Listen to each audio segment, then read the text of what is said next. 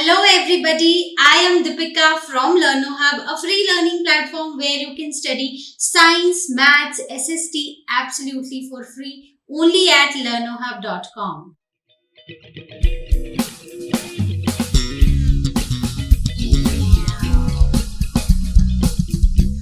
तो बच्चों आज हम बात करने वाले हैं क्लास 7 साइंस के नेक्स्ट चैप्टर की, जो कि है transportation in animals and plants. तो इसमें है टोटल 13 एनसीईआरटी क्वेश्चंस और आज हम सभी के सभी क्वेश्चंस डिस्कस करेंगे।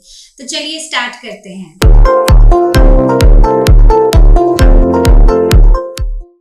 तो चलिए देखते हैं question number 1। Match structures given in column 1 with functions given in column 2। तो हमारे पास दो कॉलम्स है। कॉलम 1 में हमारे पास कुछ स्ट्रक्चर्स के नेम्स दिए गए हैं और कॉलम 2 में उनके फंक्शंस दिए गए हैं। तो हमें स्ट्रक्चर को करेक्ट फंक्शन के साथ मैच करना है। तो बहुत ही सिंपल है। सबसे पहले है स्टोमेटा। तो स्टोमेटा हमें कहाँ देखने को मिलते हैं? स्टोमेटा हमें मिलते हैं लीव्स के ऊपर, ठीक है, लीव्स के लोअर सरफेस पे हमें देखने को मिलते हैं। तो ये छोटे छोटे पोर्स होते हैं। These are the tiny pores which help in gaseous exchange and they also help in transpiration. तो स्टोमेटा का काम क्या है? गैसियस एक्सचेंज और ट्रांसपिरेशन। तो stomata will match with transpiration क्योंकि गैसियस एक्सचेंज वाला ऑप्शन हमारे पास यहाँ पर नहीं है। Then xylem. तो हमने दो तरह के टिश्यूज पढ़े हैं। एक हमने पढ़े हैं जाइलम टिश्यूज, एक हमने पढ़े हैं phloem tissues.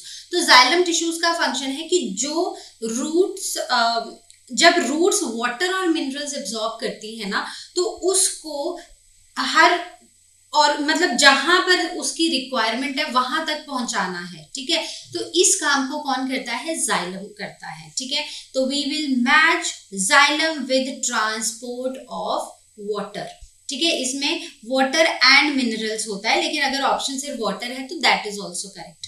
Now root hairs. तो अब अगर ये हमारा एक प्लांट है और ये रूट है, ठीक है, तो रूट के ऊपर पतली पतली सी हेयर लाइक स्ट्रक्चर्स होती हैं। इनका काम क्या होता है? इनका काम होता है एब्जॉर्प्शन ऑफ वाटर, सॉइल से पानी को एब्जॉर्ब करना। So root hairs their function is absorption of water. Then coming on to phloem. तो अगर हम फ्लोएम की बात करें तो हमने बोला था कि एक जाइलम है एक फ्लोएम है। तो जाइलम का काम है जो भी पानी रूट्स ने एब्जॉर्ब किया है उसको टारगेट ऑर्गन्स तक पहुंचाना। टारगेट ऑर्गन्स मतलब जो उनके टारगेट हैं कि अच्छा यहाँ पर पानी की रिक्वायरमेंट है, ये यहाँ पर जाना चाहिए, ठीक है। तो फ्लोएम का काम क्या है? अब हमें पता है कि लीव्स क्या होते हैं? लीव्स होते हैं फूड फैक्ट्रीज। क्यों होते हैं? क्योंकि वहां पर खाना बनता है।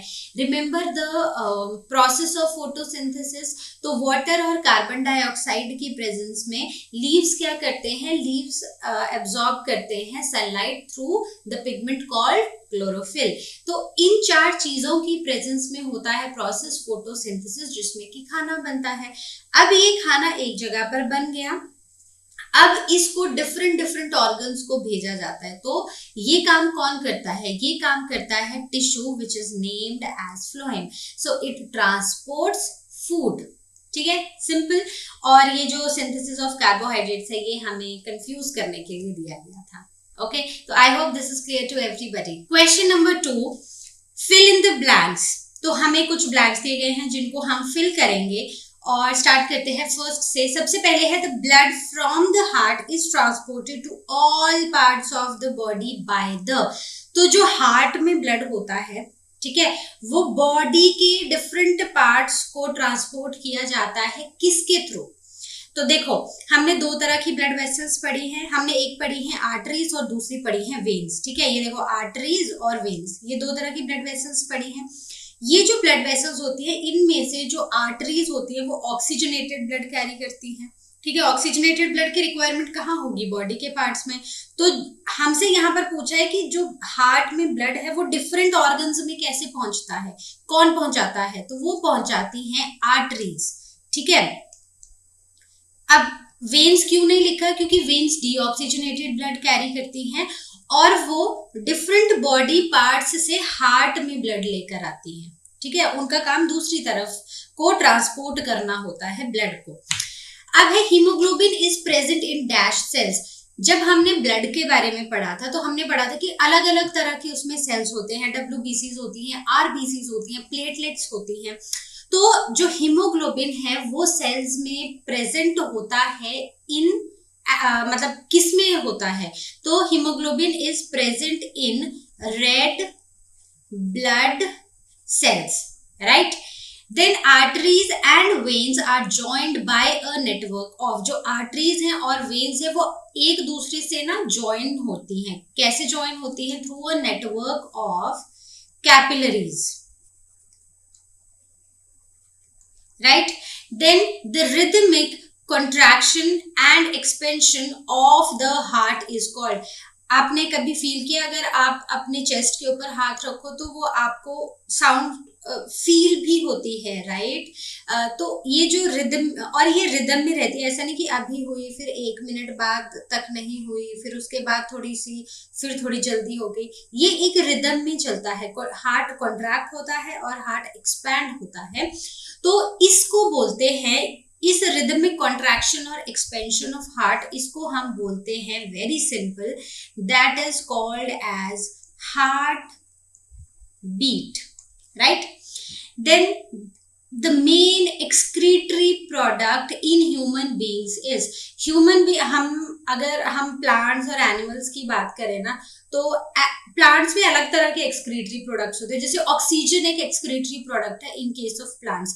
वहीं पर अगर हम एनिमल्स की बात करते हैं तो एनिमल्स में, अलग अलग एनिमल्स में बहुत तरह के एक्सक्रीटरी प्रोडक्ट्स होते हैं, जैसे यूरिया होता है, अमोनिया होता है, यूरिक एसिड होता है। तो ह्यूमन बींग्स में जो मेन एक्सक्रीटरी प्रोडक्ट है वो क्या है?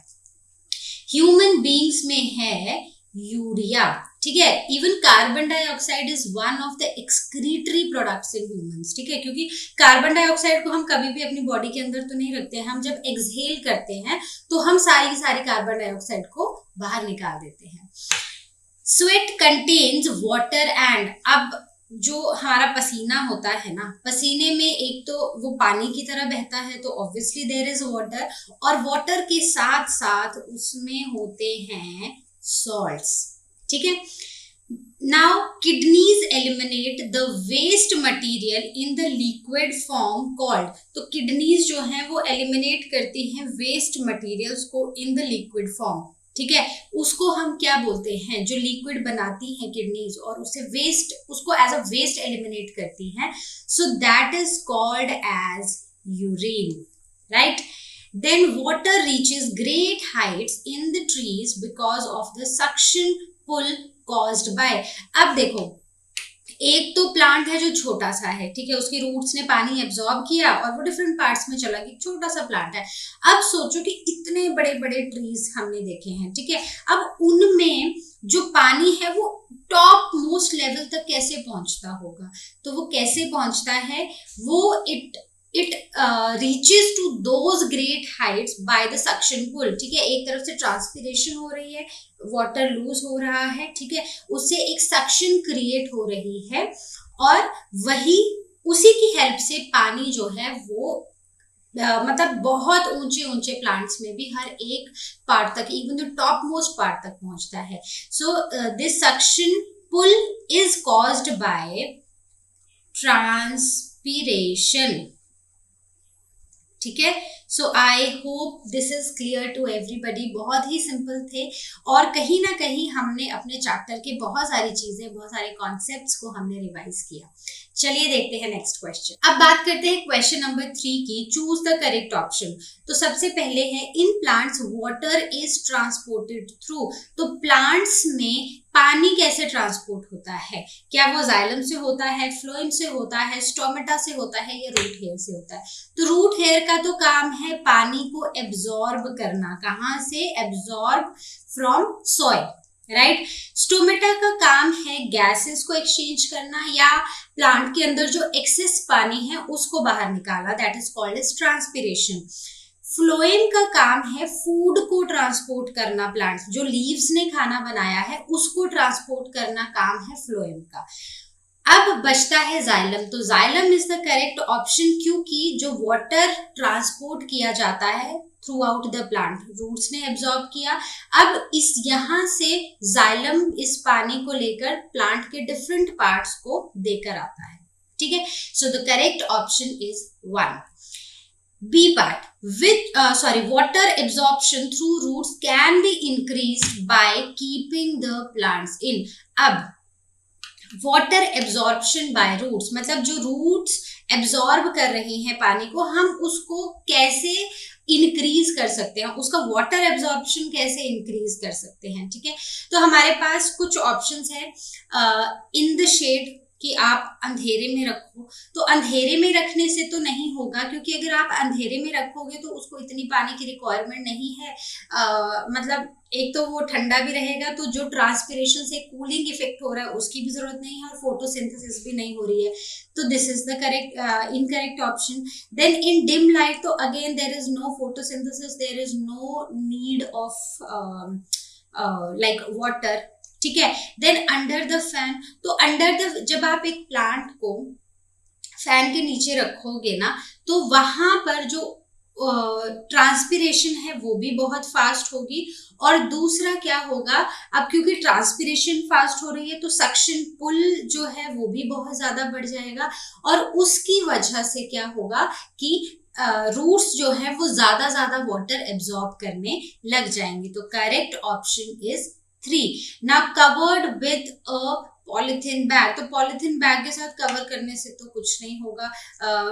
अब जैसे लीव्स हैं वो ना प्रॉपरली ट्रांसपायर कर पाएंगे, और ना ही प्रॉपर वाटर एब्जॉर्प्शन हो पाएगी दूसरे तरीके से। तो this is correct, incorrect option. So the correct option over here is 3, right. तो चलिए देखते हैं अपना next question. Question number 4, why is transport of materials necessary in a plant or in an animal? explain। तो animals में और plants में transport क्यों जरूरी है, ठीक है। किसी भी चीज का ट्रांसपोर्ट, चाहे वाटर का हो, चाहे फूड का हो, चाहे मिनरल्स का हो, चाहे ऑक्सीजन का हो, कार्बन डाइऑक्साइड का हो, तो जरूरत क्या है ट्रांसपोर्टेशन की। अब सोचो कि अगर हम एक प्लांट की ही बात करते हैं, तो प्लांट में लीव्स हैं, ठीक है। अब लीव्स खाना बना रही हैं, लेकिन उस खाने की रिक्वायरमेंट प्लांट के डिफरेंट पार्ट्स को है ना। तो अगर ट्रांसपोर्ट नहीं होगा तो वो डिफरेंट पार्ट्स को खाना ही नहीं मिलेगा। वहीं पर अगर हम बात करते हैं से वाटर की, अब रूट्स पानी एब्जॉर्ब कर रही हैं, लेकिन रूट्स को तो पानी की इतनी रिक्वायरमेंट भी नहीं है, ठीक है। बहुत सारे और पार्ट्स हैं जिनको पानी की रिक्वायरमेंट है, जैसे कि फोटोसिंथेसिस के लिए लीव्स को पानी की रिक्वायरमेंट है। तो अगर जाइलम उसको ट्रांसपोर्ट नहीं करेगा तो खाना ही नहीं बनेगा, ठीक है। तो इस तरह से अगर हम एनिमल्स की बात करते हैं, तो एनिमल्स में भी क्या होता है कि जैसे ह्यूमंस हैं, अब हमारे हर एक सेल को किसकी जरूरत है, ऑक्सीजन की जरूरत है, राइट। तो अगर हमारा ब्लड जो ऑक्सीजनेटेड ब्लड है, जो ऑक्सीजन रिच ब्लड है, अगर वो उस ऑक्सीजन को जाए ही नहीं, वो हार्ट से बाहर ही नहीं निकले और वो डिफरेंट पार्ट्स तक पहुंचे ही नहीं, तो कैसे वो ऑक्सीजन बॉडी के डिफरेंट पार्ट्स को मिलेगी, नहीं मिल पाएगी, है ना। तो उससे हमारे सेल्स जो हैं वो अपना काम भी नहीं कर पाएंगे। अब अगर वो ऑक्सीजन सेल्स को मिल जाती है तो they will be able to perform their functions properly, है ना। और अब क्या होगा कि रेस्पिरेशन में ऑक्सीजन मिल गई, अब कार्बन डाइऑक्साइड रिलीज होगी। अब अगर वो कार्बन डाइऑक्साइड वही सेल्स के आसपास रह जाए तो वो टॉक्सिक हो जाएगा उन सेल्स के लिए, और सेल्स मरना शुरू हो जाएंगे, ठीक है। तो अब यही ब्लड जो है ये इस ट्रांसपोर्ट का काम करता है, और डिफरेंट सेल्स में जितनी भी कार्बन डाइऑक्साइड बनती है वो सारी की सारी वापस लेके हार्ट में आता है, और हार्ट से वो लंग्स में जाता है, और वो हमारी बॉडी से बाहर निकाल दी जाती है सारी carbon dioxide. Simple and clear. तो आंसर देखते हैं। Nutrients and oxygen are made available to all the parts of the body by transportation, है ना। तो जो भी हमारी बॉडी में, अब एक जगह खाना डाइजेस्ट हुआ, कहाँ हुआ, स्मॉल इंटेस्टाइन में खाना डाइजेस्ट होता है, ठीक है, और वहीं पर एब्जॉर्ब भी होता है। तो वहां पर खाना एब्जॉर्ब होने के बाद अगर स्मॉल इंटेस्टाइन से वो खाना डिफरेंट बॉडी पार्ट्स में नहीं जाएगा, तो कैसे हमारे डिफरेंट पार्ट्स को प्रोटीन्स, कार्बोहाइड्रेट्स, न्यूट्रिएंट्स मिलेंगे और कैसे हमारी बॉडी ग्रो करेगी। तो न्यूट्रिएंट्स और ऑक्सीजन की अवेलेबिलिटी हमारी बॉडी के डिफरेंट पार्ट्स में बहुत ज्यादा इंपॉर्टेंट है, और उसके लिए हमें क्या करना है, उसके लिए हमें हमारे ट्रांसपोर्ट सिस्टम को बहुत ही स्ट्रांग रखना पड़ेगा। Okay, so in case the transportation system does not work, necessary nutrients and oxygen do not take place in the body, the organisms will not be able to survive। क्योंकि अगर transport नहीं होगा nutrients का, oxygen का, तो हमारी body नहीं survive कर पाएगी और फाइनली एक ऑर्गेनिज्म मर जाएगा। सिंपल। तो I hope this is clear. Let's see our next question. Question number 5, what will happen if there are no platelets in the blood. अब हमने पढ़ा था कि ब्लड के जो कॉन्स्टिट्यूएंट्स होते हैं उनमें जो अलग अलग तरह के सेल्स होते हैं उनमें आते हैं red blood cells RBCs, white blood cells डब्ल्यूबीसीज एंड प्लेटलेट्स। ठीक है, तो हमारे पास क्या क्या है, हमारे पास हैं आरबीसीज, हमारे पास हैं डब्ल्यूबीसीज और हमारे पास हैं प्लेटलेट्स। ठीक है, अब जितने इंपॉर्टेंट ये हैं उतने ही इंपॉर्टेंट हमारे पास क्या है, प्लेटलेट्स। आरबीसीज में क्या होती है, हीमोग्लोबिन होती है जो ऑक्सीजन को कैरी करती है और different parts of the body में ऑक्सीजन को सप्लाई करके आती है। जो हमारे व्हाइट ब्लड सेल्स हैं वो फाइट करते हैं अगेंस्ट इन्फेक्शंस। ठीक है, तो दे फाइट फॉर इन्फेक्शंस। अब ये भी इक्वली इंपॉर्टेंट है क्योंकि बहुत हम मतलब डेली बेसिस पर बहुत सारे ऐसे डिजीज कॉजिंग ऑर्गेनिज्म से हमारी बॉडी एनकाउंटर होती है, तो उनको भगाना भी जरूरी है, नहीं तो हम बीमार ही पड़े रहेंगे। अब उसके बाद आते हैं प्लेटलेट्स। तो प्लेटलेट्स जो हैं उनका क्या काम है, उनका काम है ब्लड क्लॉटिंग। ठीक है, वो क्या करते हैं, they are involved in blood clotting. ठीक है, अब जब भी आपका हाथ कटता होगा या कभी ऐसे हो जाता है ना कि आप कुछ काम कर रहे हो और वो हल्की सी एक सुई चुभ गई है ना, तो खून निकलना शुरू हो गया, लेकिन ऑटोमेटिकली थोड़े टाइम बाद क्या होता है कि वो खून बहना रुक जाता है और एक क्लॉट सा बन जाता है। ठीक है, एक हार्ड सा आपको सेम रेड येलोइश कलर का एक मतलब हार्ड सा मांस आपको दिखने लगता है, तो वो क्या होता है, that is called as clot. और वो क्लॉट कौन बनाता है, वो बनाते हैं platelets which are present in the body.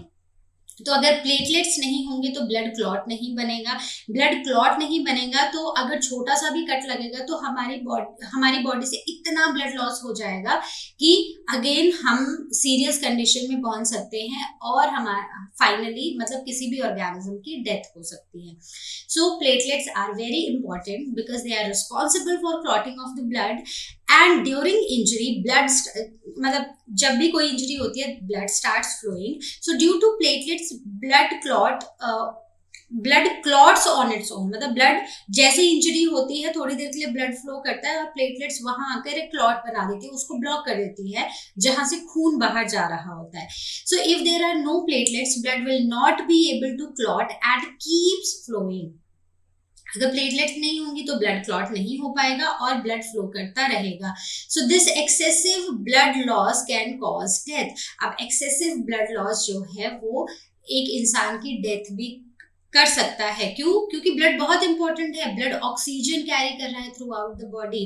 Blood harmful carbon dioxide को बॉडी से बाहर निकाल रहा है, इंपॉर्टेंट न्यूट्रिएंट्स को जो भी हमारे स्मॉल इंटेस्टाइन में न्यूट्रिएंट्स एब्जॉर्ब हुए हैं वो इसी ब्लड के थ्रू हमारी बॉडी के डिफरेंट पार्ट्स में जाते हैं। तो अगर हमारी बॉडी में ब्लड ही नहीं होगा, अगर ट्रांसपोर्टेशन का जो मीडियम है वही खत्म हो जाएगा तो एक ऑर्गेनिज्म मर जाएगा। ठीक है, तो I hope this is clear.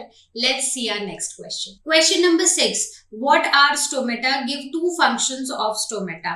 तो stomata क्या है? Stomata are the small pores or openings on the lower surface of the leaves. तो stomata हमने question number 1 में भी पढ़ा था कि हमारे पास जो leaves है, ठीक है, उनके नीचे वाले surface पर क्या होते हैं, कुछ छोटे छोटे पोर्स होते हैं, टाइनी ओपनिंग्स होती हैं जिनको हम स्टोमेटा बोलते हैं and they are surrounded by guard sales.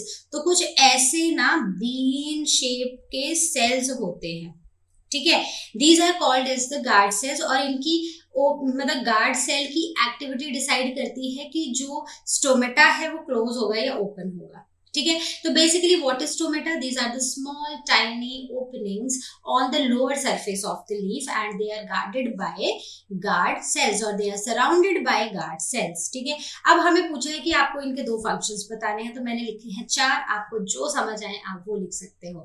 सबसे पहले है it helps in gases exchange, जैसे कि हमने पहले भी डिस्कस किया था कि कार्बन डाइऑक्साइड अंदर आनी है लीव्स के, क्योंकि फोटोसिंथेसिस होनी है। अब जब फोटोसिंथेसिस हुई तो फूड बना और ऑक्सीजन गैस बनी। तो अब ये जो ऑक्सीजन गैस है ना, इसकी प्लांट्स को कोई जरूरत नहीं है, तो this is like a by product of photosynthesis. तो ये ऑक्सीजन जो है ये बाहर चली जाती है थ्रू दिस स्टोमेटा। तो carbon dioxide enters and oxygen leaves through stomata, so it helps in the exchange of gases. Then evaporation of water occurs through stomata.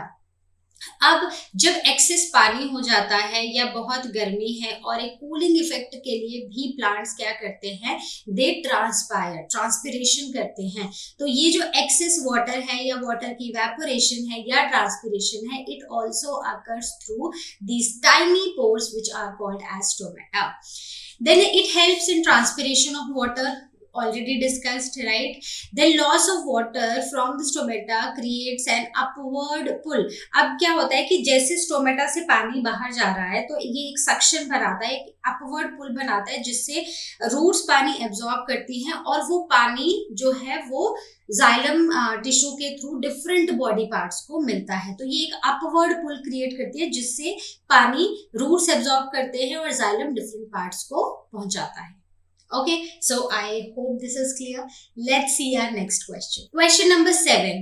Does transpiration serve any useful function in the plants? Explain. तो क्या transpiration कोई भी useful function perform करता है? तो इसके बारे में आपको बताना है, एक्सप्लेन करना है। तो मेरे ख्याल से ट्रांसपिरेशन जो है वो बहुत ही इम्पोर्टेंट है प्लांट्स के लिए, क्योंकि सबसे पहले ये जो प्लांट्स का टेम्परेचर है ना उसको कम करने में हेल्प करता है। ये बेसिकली कूलिंग इफेक्ट क्रिएट करता है। ट्रांसपिरेशन होगी, रूट्स पानी को एब्जॉर्ब करेंगे जाइलम के थ्रू, वो जो ठंडा ठंडा पानी होगा वो पूरे प्लांट के पार्ट्स में आएगा और उससे प्लांट्स का जो टेम्परेचर है, अंदर का टेम्परेचर है, वो कम होगा। ठीक है।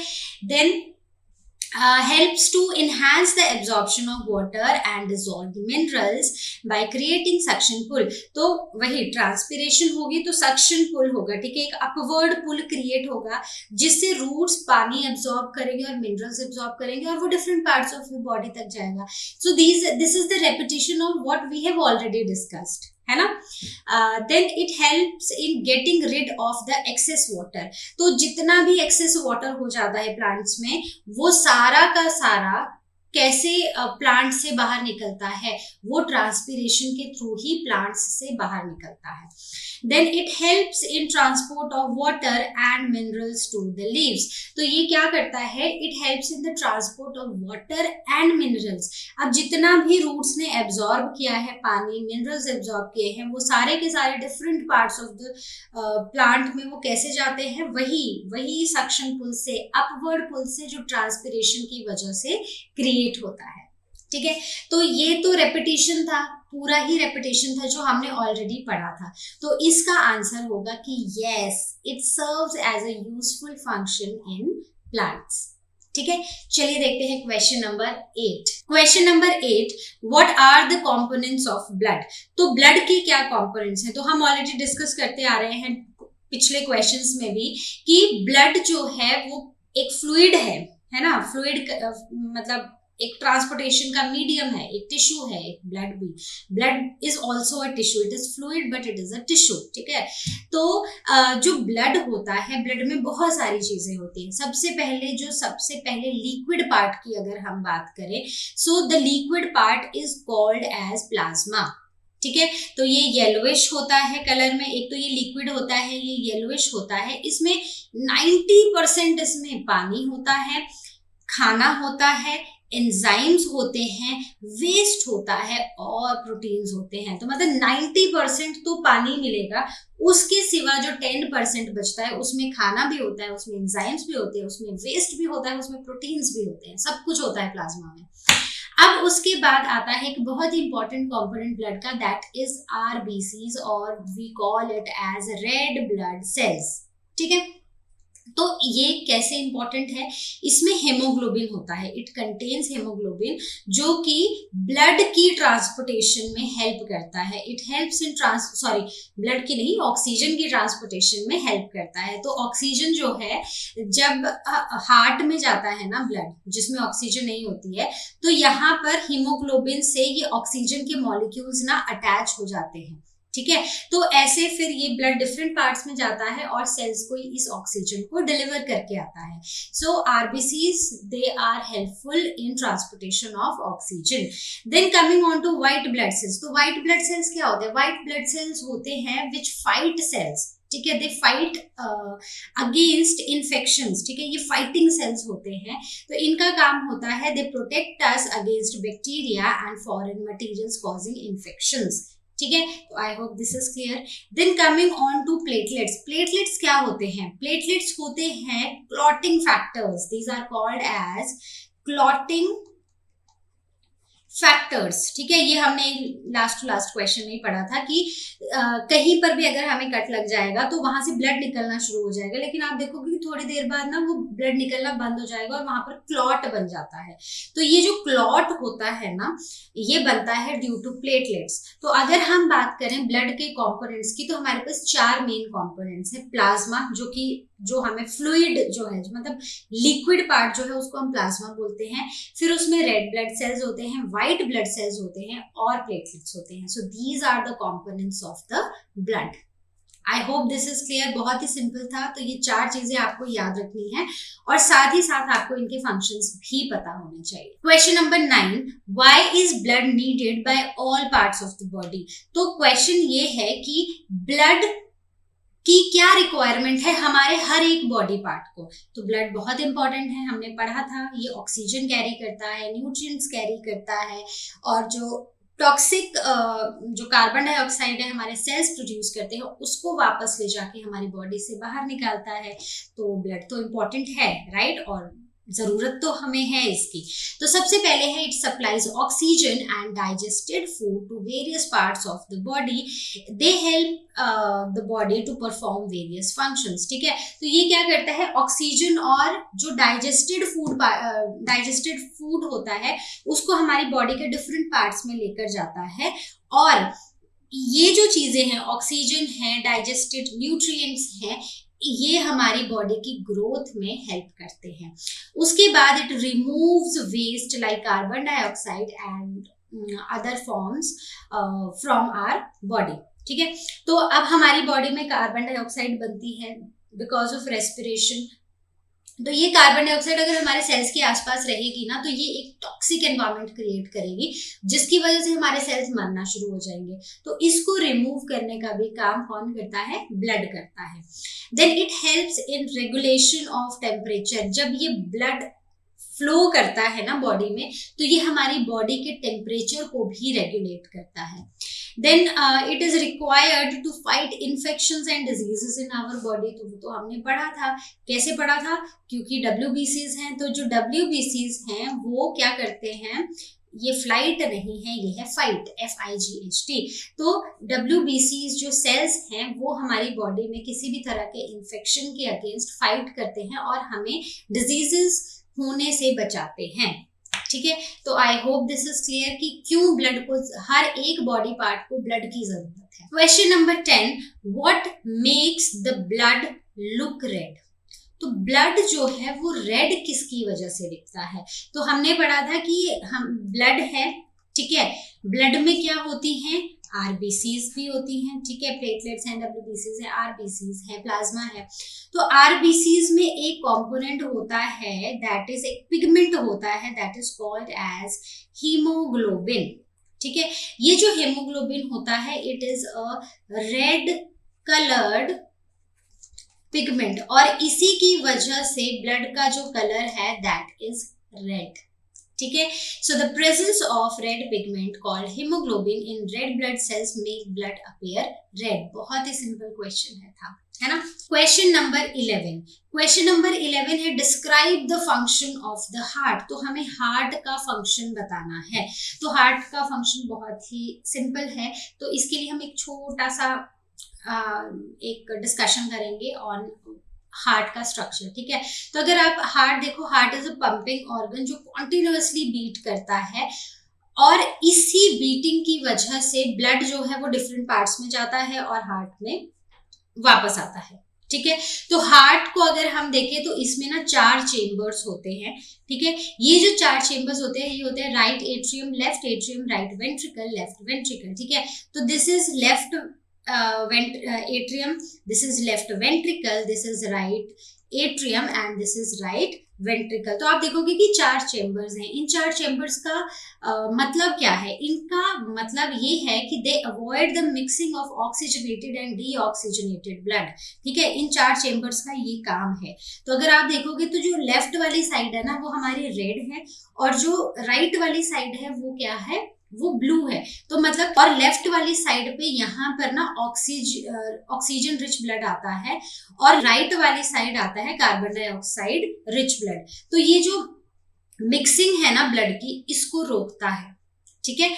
उसके बाद oxygenated blood enters the left, मतलब हार्ट लंग्स से ब्लड ऑक्सीजनेट होके आएगा, क्योंकि ऑक्सीजन कहाँ पर आती है? जब हम इनहेल करते हैं, जब हम ब्रीद इन करते हैं, तो वो हमारे लंग्स में ऑक्सीजन फिल हो जाती है, और जो लंग्स के जो एल्वियोलाई, लंग्स में मतलब जो ब्लड होता है वो फिल हो जाता है विद ब्लड होता है, it gets filled with oxygen, और वो वापस आता है हार्ट के लेफ्ट साइड को। पहले आएगा वो लेफ्ट एट्रियम में, लेफ्ट एट्रियम से जाएगा वो लेफ्ट वेंट्रिकल में, यहाँ से वो बॉडी पार्ट्स में जाएगा। अब बॉडी पार्ट्स में गया तो ऑक्सीजन यूज हो गई, अब इसमें क्या हो गया? अब इसमें कार्बन डाइऑक्साइड लोड हो गई इस ब्लड में। अब ये जो ब्लड है ये चला वापस आएगा हार्ट में, लेकिन कौन सी साइड को? राइट साइड को, राइट एट्रियम में। फिर राइट एट्रियम से ये जाएगा राइट वेंट्रिकल में, और राइट वेंट्रिकल से ये जो ब्लड है ये वापस से चला जाता है लंग्स में, और लंग्स में फिर से ब्लड ऑक्सीजनेट हो जाता है, and again it comes back to the left side of our heart. तो बहुत ही सिंपल सा था, ठीक है। लेफ्ट साइड ऑक्सीजनेटेड वाली है, राइट साइड डीऑक्सीजनेटेड वाली है, तो ऑब्वियसली ऑक्सीजनेटेड ब्लड कहाँ जाएगा? बॉडी पार्ट्स में, ठीक है। और अब जब ब्लड जो है उसमें ऑक्सीजन नहीं है और कार्बन डाइऑक्साइड फिल हो गई, तो वो कहाँ आएगा? राइट साइड में। अब राइट साइड से ये ब्लड कहाँ जाएगा? वहीं जाएगा जहां पर उसको ऑक्सीजन मिलेगी। कहाँ मिलेगी? लंग्स में मिलेगी, ठीक है। और ऐसे ये पूरा प्रोसेस चलता रहता है। तो हार्ट का काम है इस ब्लड को मिक्स नहीं होने देना, और प्रेशर से ये ब्लड को हमारी बॉडी के डिफरेंट पार्ट्स में भेजना जहां पर उसकी रिक्वायरमेंट है, या लंग्स में भेजना जहां पर ऑक्सीजन उस ब्लड में लोड हो जाए, है ना। तो ये हमने पूरा एक्सप्लेन कर लिया। Oxygenated blood enters left atrium, passes to left ventricle and is transported to all parts of the body. Then deoxygenated blood enters left atrium and then right ventricle, and from right ventricle blood carries carbon dioxide to the lungs. तो जब lungs में आएगा carbon dioxide बाहर चली जाएगी, और oxygen कहाँ जाएगी? ब्लड में वापस आ जाएगी, ठीक है। तो आप बोलेंगे कि क्यों कार्बन डाइऑक्साइड क्यों नहीं रहती है ब्लड में, ठीक है। जब वहां पर ऑक्सीजन है तो ऑक्सीजन क्यों आ रही है? क्योंकि ब्लड जो है ना वो ज्यादा स्ट्रांगली अट्रैक्टेड होता है ऑक्सीजन की तरफ, तो ऑक्सीजन को वो अट्रैक्ट कर लेता है और कार्बन डाइऑक्साइड को वो छोड़ता है और उसको बोलता है कि चले जाओ, ठीक है, सिंपल। तो हार्ट का क्या फंक्शन है? हार्ट का फंक्शन है ब्लड को पंप करना, ठीक है, डिफरेंट बॉडी पार्ट्स में भेजना। फिर उसका काम है ब्लड के थ्रू अलग अलग कंपोनेंट्स को, ऑक्सीजन को, न्यूट्रिएंट्स को बॉडी के डिफरेंट पार्ट्स में भेजना। और उसका क्या फंक्शन है? उसका फंक्शन है जो ऑक्सीजनेटेड और डीऑक्सीजनेटेड ब्लड है उसको मिक्स होने से बचाना, ठीक है। तो I hope this is clear. ये जो डायग्राम है और ये जो फंक्शन है ना हार्ट का, ये बहुत ही इंपॉर्टेंट है। तो इसको जब भी आप करें आप इसको अच्छे से समझ लें। अगर आपको ये डिफिकल्ट लगता है बनाना तो सिंपली आप एक ऐसे बॉक्स बनाएंगे ठीक है, आप इसको 4 पार्ट्स में डिवाइड करेंगे।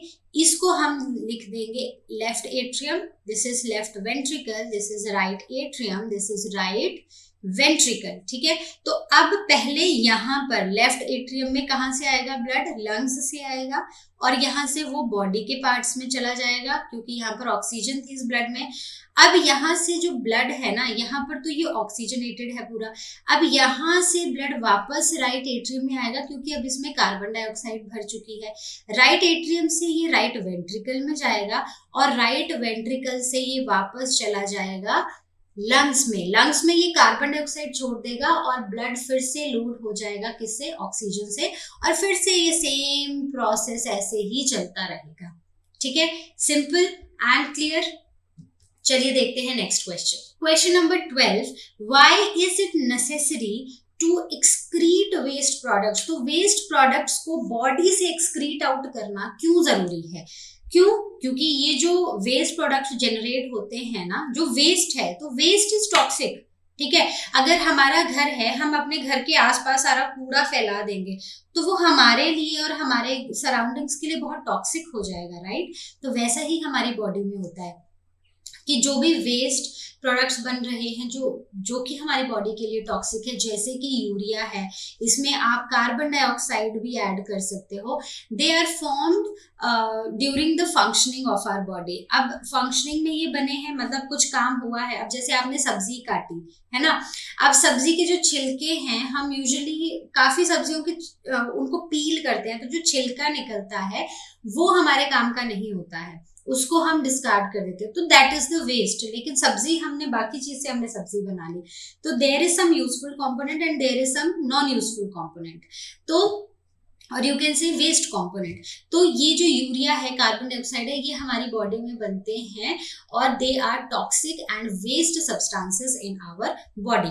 तो हमें इनको, अगर हम इनको नहीं रिमूव करेंगे तो ये हमारी बॉडी में एक तो पाइल अप होते रहेंगे and they will get mixed with blood and they will damage our cells. They act as poison to our body. तो अब वही बात है कि घर है, मैंने घर के आसपास पूरे अपने घर के आसपास कूड़ा फैला दिया, तो अब उससे गंदी स्मेल भी आएगी, वो कहीं ना कहीं उसमें मक्खी मच्छर भी आएंगे, तो इनडायरेक्टली वो मेरे घर में आएंगे जर्म्स उससे। ठीक है, और हो सकता है कि वो हवा चले और वो ऐसे हल्का सा कचरा हो, वो मेरे घर में अंदर आ जाएगा। ठीक है, तो कहीं ना कहीं वो मेरे घर को खराब कर रहा है। ठीक है, तो वैसे ही हमारी बॉडी के वेस्ट प्रोडक्ट्स होते हैं, अगर हम उनको नहीं रिमूव करेंगे वो एक तो अकमलेट होते जाएंगे, पाइल अप होते जाएंगे, और वो हमारे ब्लड के साथ मिक्स हो जाएंगे और हमारे सेल्स को डैमेज कर देंगे। ठीक है, simple. Question number 13, draw a diagram of human excretory system and label its various parts. तो बहुत ही सिंपल है। तो सबसे पहले है कि ह्यूमन एक्सक्रीटरी सिस्टम में, इस क्लास में बहुत ही सिंपल सा ह्यूमन एक्सक्रीटरी सिस्टम हमें बताया और वो है ये।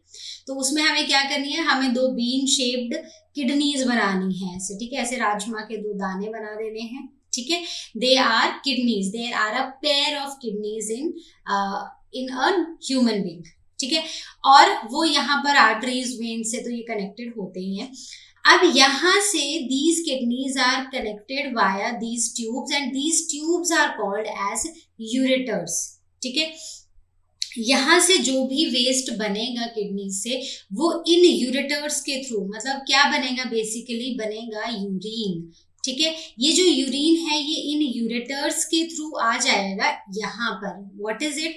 इट इज यूरिनरी ब्लैडर, है ना, this is called as urinary bladder. अब यहाँ पर यूरिनरी ब्लैडर में for some time this urine will be stored and finally urethra के through, this is urinal opening, तो यूरेथ्रा के थ्रू ये हमारी बॉडी से बाहर जाएगा और यूरिनरी ओपनिंग से it is thrown out of our body. So this is the simple excretory system, a very simple labelled excretory system. तो इसमें क्या है, किडनी है, यूरेटर है, यूरेटर किससे कनेक्टेड है, यूरिनरी ब्लैडर से, यूरिनरी ब्लैडर किससे कनेक्टेड है, यूरेथ्रा से, और फिर लास्ट में है यूरिनरी ओपनिंग। दैट्स इट, बहुत ही सिंपल। तो आई होप इस चैप्टर से रिलेटेड सभी डाउट्स आपके क्लियर हो गए होंगे। अगर अभी भी कोई डाउट्स है आप एक बार फिर से वीडियो को देख सकते हो। तो अब हम मिलेंगे अपने नेक्स्ट वीडियो में, और तब तक जैसा कि आप जानते हैं लर्नो हब फ्री है पर बेस्ट है।